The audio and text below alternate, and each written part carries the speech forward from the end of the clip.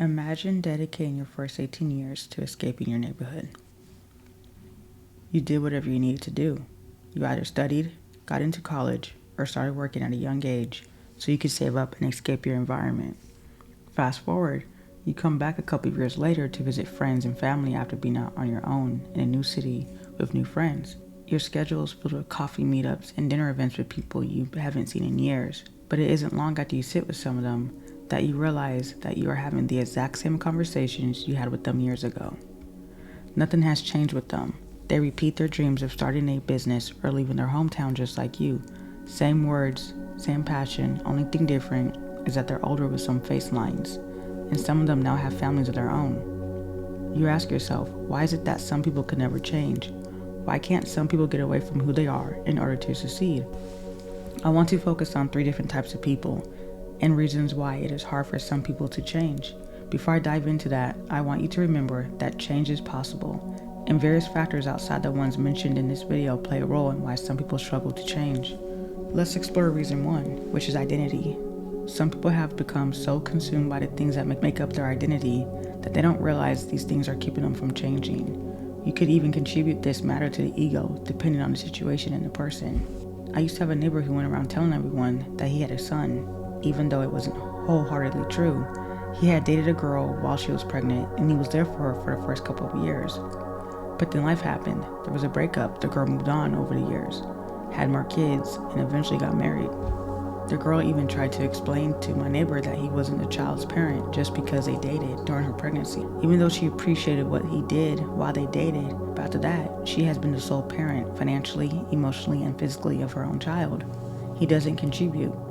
But something happened between those years they were together that made up my neighbor's mind that he was now this child's actual parent. No one could talk sense into him, even when the child and girl didn't contact him for years.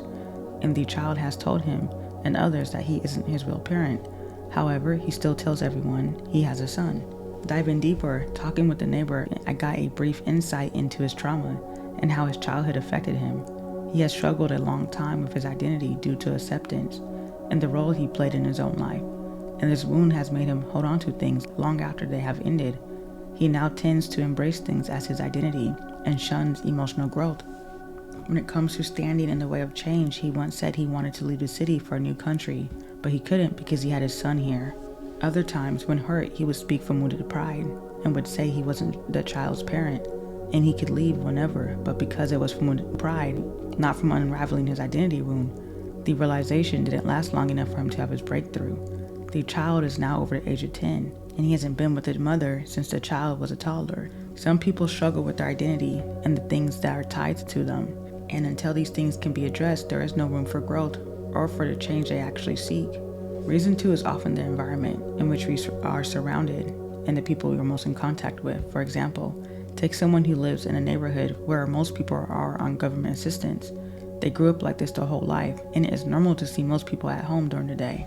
Sometimes this can seep into that person's world, where it is normal to see struggle than it is to have all needs met.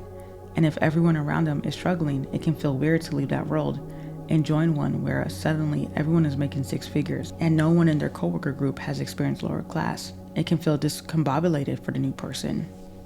It can cause an internal crisis where the person feels like they don't belong in any other world but the one they grew up in due to imposter syndrome.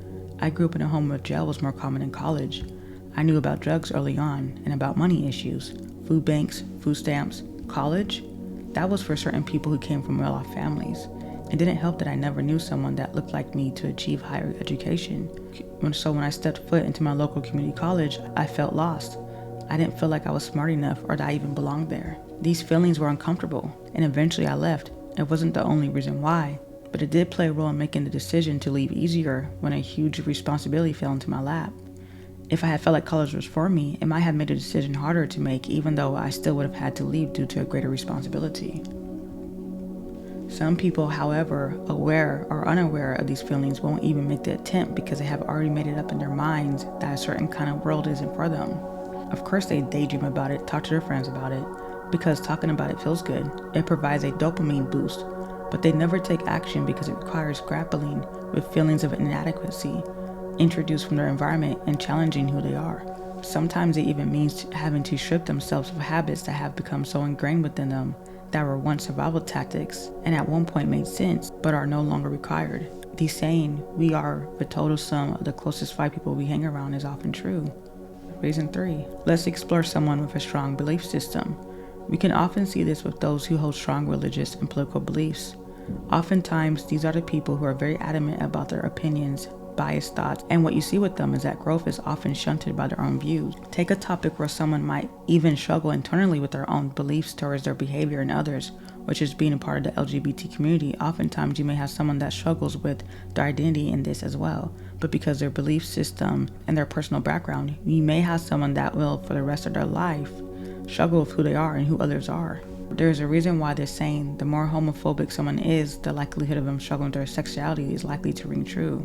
There's been a pattern where if you just get to know these people and you listen to them, they'll often admit that they too have had feelings in the past towards a same-sex person, but they never acted upon them due to their own beliefs and what their circle would think of them. If you dive into this even further, this is where we sometimes see them go through life hurting themselves and others because of their internal struggle with who they are and their belief system and value system as humans. Our belief system is rooted in who we are. Anything that goes against that or challenges that is automatically shut down because it uproots us, and it creates this ball of anxiety for many of us. But beliefs and value systems are meant to evolve. This realization struck me a couple years ago when I grappled with my own belief systems about who I was as a parent or person. During a period of reflection, I understood that belief systems are meant to evolve and change.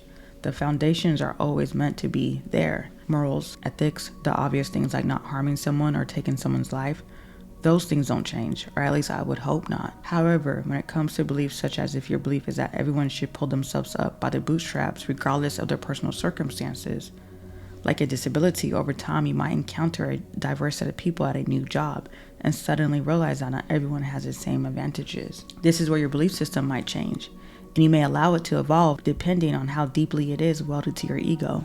These are 3 reasons why some people may never change or will struggle throughout their life to become a different and better version of themselves. Understanding the underlying reasons behind our motives can bridge the gap between who we are and who we want to be. I leave you with this. What is that one thing that you shove deep down when it comes up? That thought, that feeling, something you dismiss because it's unbearable and you don't want to deal with the emotion. Sometimes dealing with that one thing is the release we need to allow ourselves the chance to heal and grow.